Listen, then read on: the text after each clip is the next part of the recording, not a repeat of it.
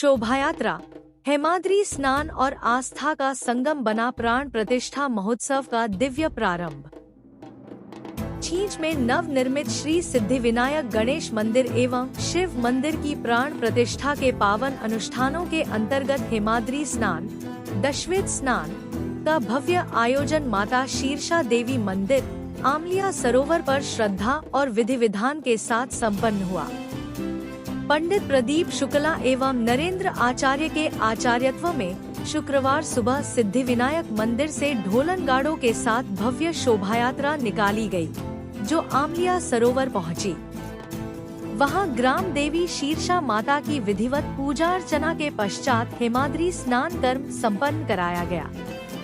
इस अवसर पर गुरु आश्रम छींच के महंत ने दशविध स्नान का महत्व बताते हुए कहा कि यह स्नान केवल शारीरिक शुद्धि का नहीं, बल्कि मन, विचार और आत्मा की पवित्रता का भी माध्यम है। दशविध स्नान से व्यक्ति के जीवन में सकारात्मक ऊर्जा का संचार होता है तथा धार्मिक अनुष्ठानों की सिद्धि सुनिश्चित होती है। कार्यक्रम में गणेश चौक मोहल्ले के 300 से अधिक यजमान परिवारों ने हेमाद्री श्रवण कर दशविध स्नान किया। श्रद्धालुओं की भारी उपस्थिति, मंत्रोच्चार, भजन कीर्तन और ढोलन गाड़ों की गूंज से संपूर्ण वातावरण भक्तिमय बन गया। यह आयोजन न केवल धार्मिक आस्था का प्रतीक बना, बल्कि सामाजिक समरसता और सनातन संस्कृति की सशक्त अभिव्यक्ति के रूप में भी उभरकर सामने आया। और दूसरा रास्ता ये है, माथा जो है काट के चढ़ा देने का है। भगवान को सन्मुख होई जीव मोर जबहि, जन्म कोटि यज्ञ से कभी।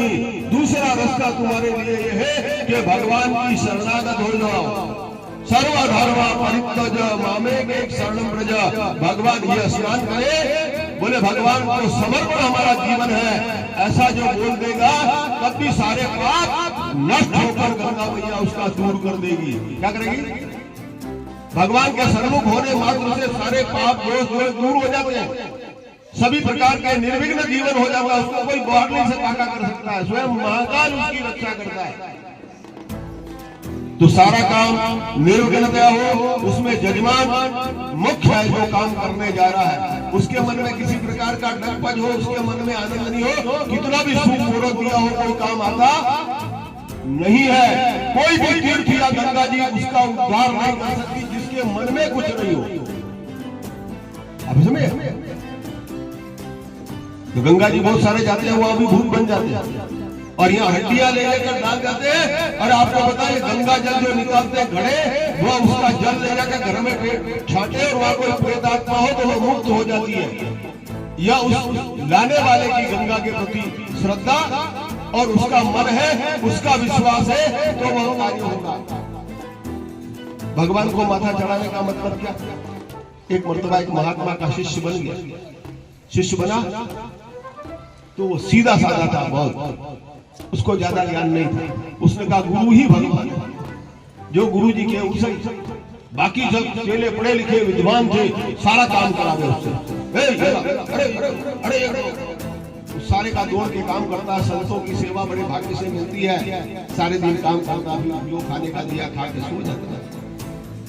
अब गुरु महाराज उसको लेके निकले कि चलो कुल्लू मेले में जा रहे हैं यात्रा के लिए। सभी चेलों को साथ लेके निकले। रास्ते में जब गए, मैं बता रहा हूं आपको माथा कैसे चढ़ाने का है, ये समझ लो। ये छोटी सी कहानी में आपको ये बता रहे हैं कि भगवान के सामने माथा कैसे चढ़ाया जाता है। उसने गुरु महाराज को चढ़ाया था। तो वो वहां पर गया,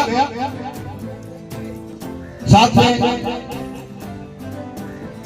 उससे सारा काम, लकड़ी फाड़ना, ये करना, चूल्हा जलाना, लिपना, बर्तन, पानी, ये सब।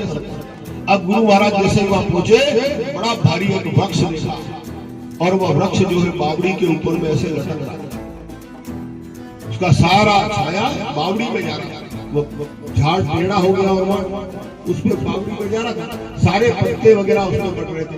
झाड़ हो तो उसमें पक्षी बैठेंगे, कोई निष्ठा करेंगे, कचरा डालेंगे तो पानी खराब हो रहा था बावड़ी का।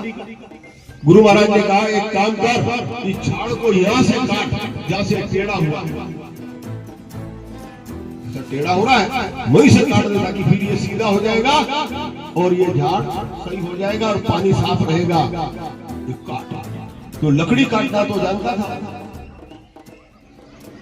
लकड़ी तो बचपन से काटना सीखा ना, कैसे काटी जाती है लकड़ी, कहाँ खड़ा रह जाता, क्या किया जाता। वह काटने के लिए चढ़ा तो जिस डाल पे बैठा था उसी को आगे से काट रहा। दूसरे चेला आए, अरे मूर्ख, इस डाल पे गिरे तो तू गिरेगा और तू नीचे चले जाएगा, पानी में मर जाएगा, इतना विशाल डाला नीचे ऊपर दबा देगा तेरे को, तो तेरे प्राण निकल जाएंगे। उसने कहा महाराज ये बात तो गुरु महाराज भी जानते हैं ना, कि नहीं जानते। उन्होंने कहा इसको यहाँ से काटो, इस पे सीधा खड़ा नहीं हो सकता, कोई सहारा नहीं है, इसलिए इसको यहीं खड़े होकर काटना पड़ेगा, तब गुरु की आज्ञा पूरी होगी। इसलिए गुरु जी ने आज्ञा दिया, इसलिए मैं काटूंगा। मरे पड़े घुटना ही था, सब चले ना बोले पर मरा ही नहीं। गुरु जी का आदेश मतलब आदेश, अपना माथा काट के चढ़ा दिया, अपने अक्ल लगाने की जरूरत है ही नहीं। गुरु जी ने कहा ऐसा करो, काटा। अब डाल जैसे झुका उसका बैलेंस बिगड़ा और देश से नीचे चला गया और दारू टूटी ने भी हिम्मत है। डाला जब गिर गया, दूसरे चेले बोले महाराज ऐसा हो गया, अंदर पानी में गिर गया, वो चेला आपका मर जाएगा, नीचे पानी में आया ही नहीं। कोई बात नहीं, रहने दो उसको, तुम तुम्हारे रसोई बनाओ, भोग लगाओ।